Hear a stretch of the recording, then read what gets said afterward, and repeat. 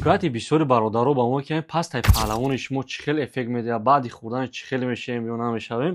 Ҳозир ҳама каса гӯш мекунем бародаре ки истифода бурдагиа ва эффект шидагиа ва чӣ кӯмак расонагиа.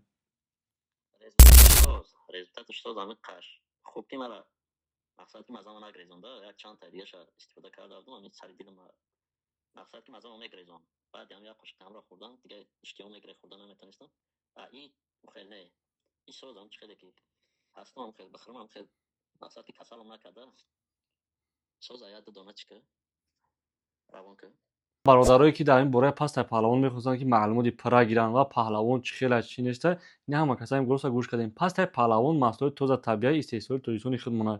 Барои простатит, барои хунукгирифтагӣ, барои бақувват кардани мардонагӣ кӯмак мекунад.